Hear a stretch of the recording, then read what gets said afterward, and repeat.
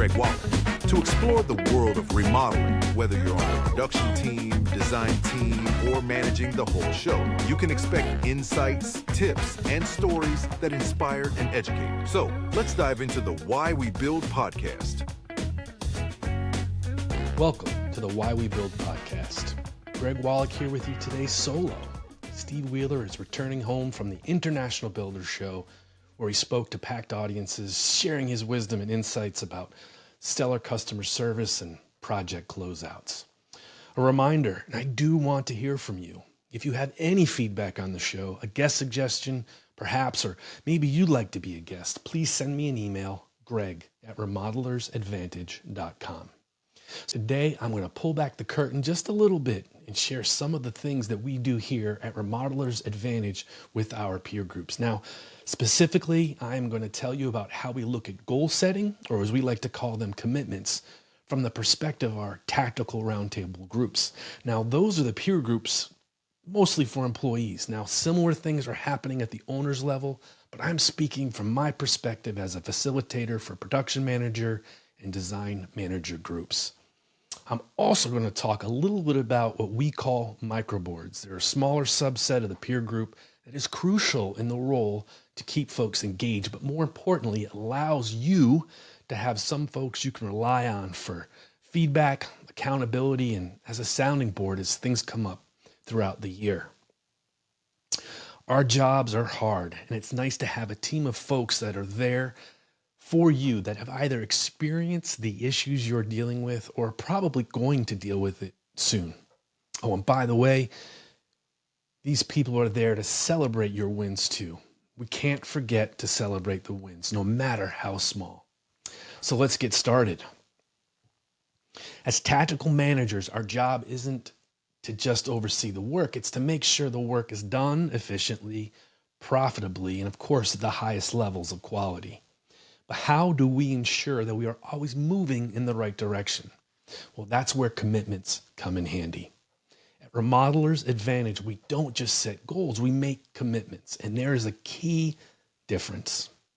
A goal is something you aim for, while a commitment is something you own. We're going to start by talking about how to create meaningful commitments using the SMARTR framework. And I know I'm sharing this within the framework of a formal peer group, but this stuff still works, even if you are not part of a roundtable group. But of course, I'd love to see you be a part of one of our peer groups. If you spell out the word SMART and then throw an R on the end, each letter means something important to the whole idea. S is for specific. Now, a vague commitment is a wasted commitment. Saying, I want to improve our schedules is not a real commitment. A real commitment defines exactly what you're going to do. For example, instead of improved scheduling, a strong commitment would be, I will reduce the number of schedule overruns by improving our weekly production team meetings and ensure each lead carpenter submits a 3-week look ahead every Friday by 3 p.m. See the difference? Specificity gives us clarity and direction. M is measurable. If we can't measure it, we can't manage it. Measurability ensures that we know whether we're making progress or not. A commitment like I will improve job profitability is measurable, but it's still a little vague. Instead, try I will increase our gross profit margins on projects over $100,000 by 2% in the next quarter by improving job costing reviews, reducing material overages. One great test for measurability is this. Could you teach someone else this concept, process, idea, or tool? If not, it needs work. A is for achievable. A commitment is only meaningful if you have the ability to control it independently. If your commitment depends on other people's actions or external factors beyond your influence, it's not achievable. It's just a wish. Instead of saying, I will ensure that all selections are finalized before production starts, which relies on the design team and the client, try this. I will ensure that 100% of my projects have a complete pre-construction checklist, including all known selections, 2 weeks before the start date. You control that. Achievable commitments give us power because we own the outcome. Are relevant. A commitment should be directly tied to your role as a tactical manager.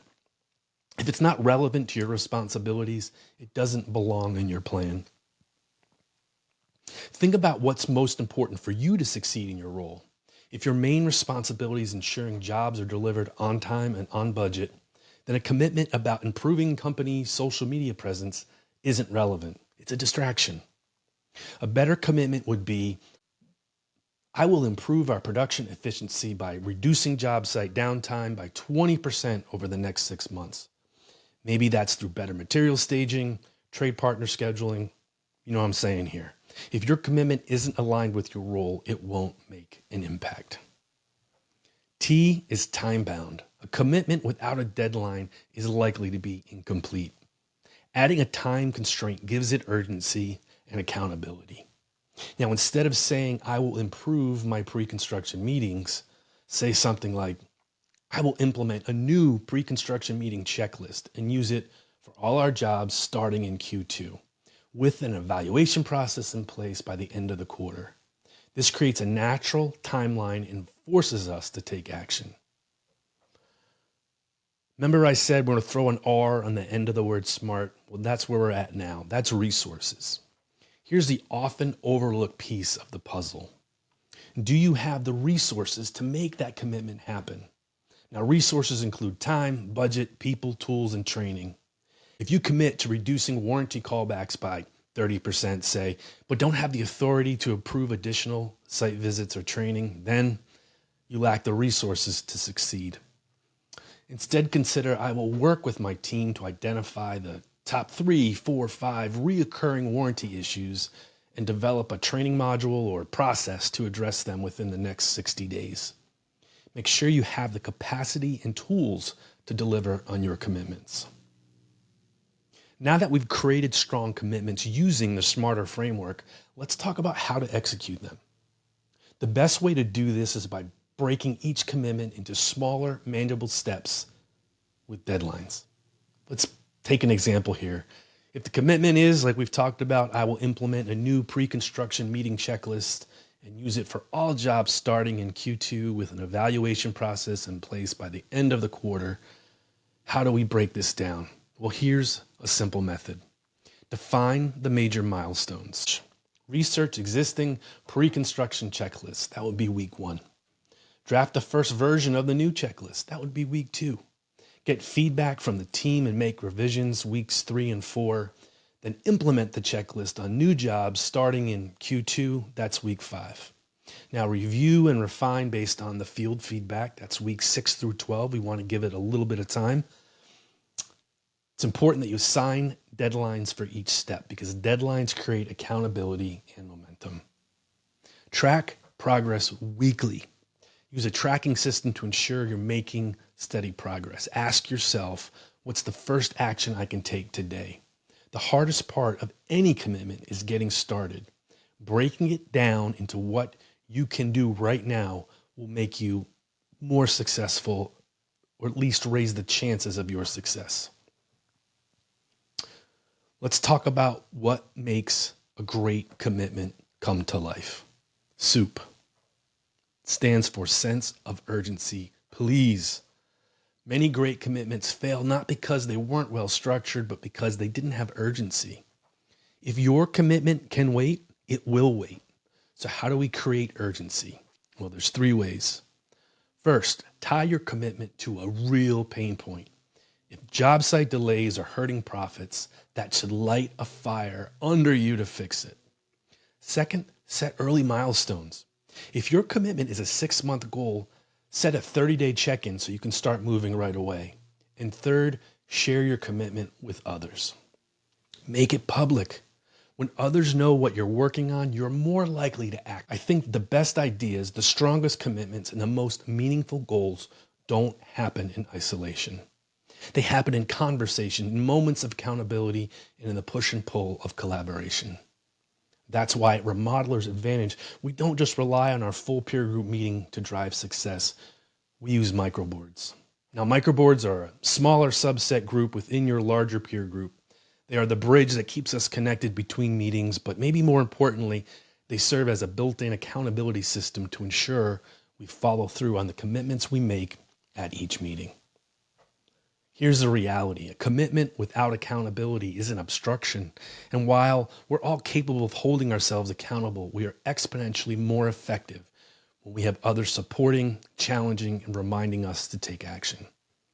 So each time we meet as a full peer group, we spend a lot of time developing these commitments that are designed to move our projects and teams forward. But between meetings, life happens. The whirlwind of our days happens. Urgent issues happen. We get buried in the day-to-day work, and sometimes those commitments we made with full confidence start slipping down the priority list. This is where microboards come in really handy.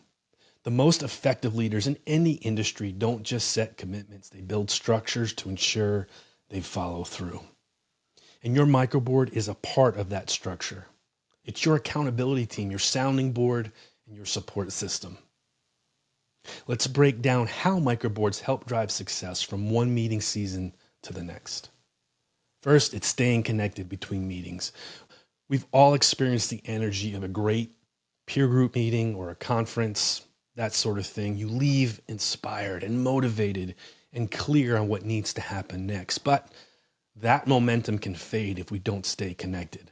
Microboards ensure that we keep the conversation going, helping us stay engaged by checking in regularly. We maintain that mindset of growth and improvement rather than getting lost in the daily grind. We can share challenges in real time instead of waiting months to troubleshoot an issue. Microboards allow us to get quick feedback and advice when we need it. Also helps us to reinforce learning. We don't just learn at meetings, we apply those lessons in the months that follow, and microboards help us keep those insights top of mind. The second thing, it holds each other accountable. We've used that word a lot. Most of us don't naturally hold ourselves accountable as well as we can. When we know someone is going to check in on us, our follow-through improves significantly. Now, a well-run microboard tracks commitments from the last meeting. At every microboard session, members should revisit what they committed to at the last full peer group meeting. Are you on track? And if not, why? I want to challenge excuses. We all have reasons why we didn't hit a goal or a commitment, but a strong microboard helps us separate real barriers from avoidable delays. Pushes for progress. Even if a commitment can't be completed all at once, a microboard ensures that incremental progress is happening. We want to break the commitments into actionable steps. We've talked about this, but one of the biggest reasons commitments get delayed is that they're too big or they're too vague. We set strong commitments in our peer groups, but executing them requires breaking them down into manageable steps, and microboards help us do that. A powerful microboard session should include questions like, what's the first step you can take towards your commitment?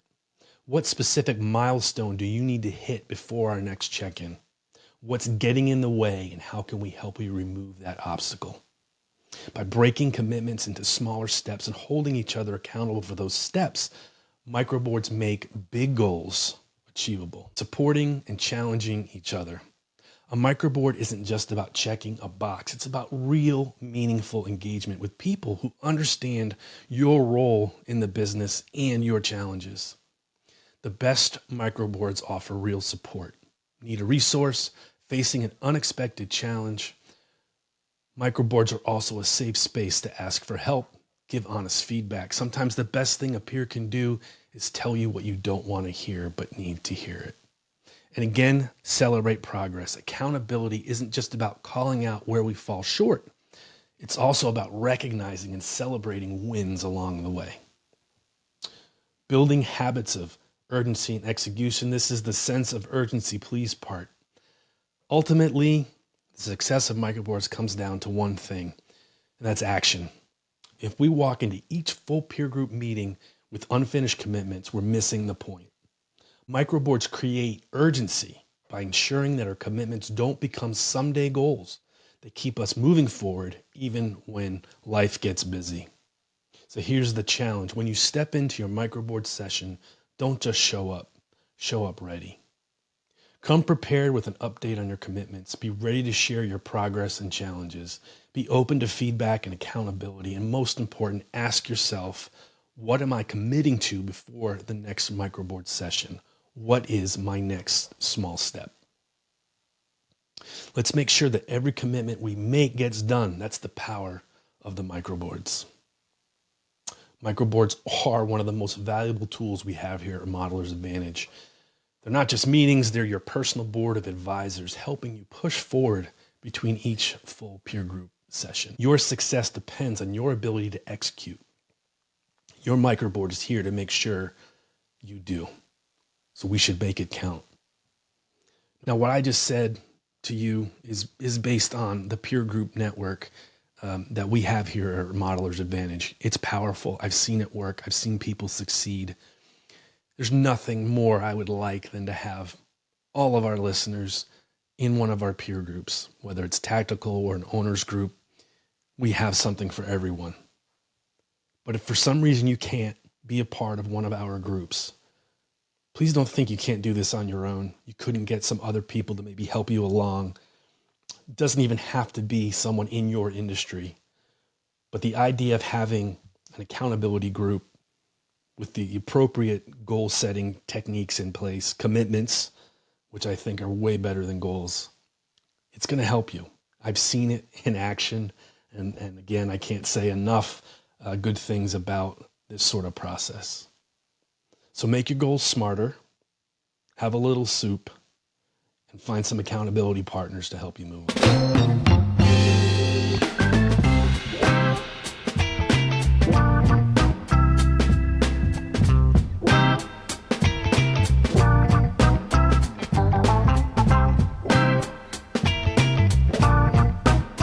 That's it for this episode of the Why We Build podcast.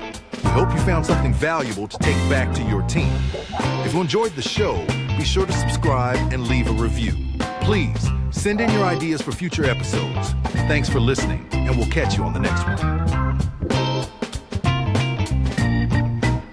If you want more information about our Roundtables program, production manager groups, design manager groups, consulting services, or any of the Remodelers Advantage offerings, please visit remodelersadvantage.com or email Greg at remodelersadvantage.com.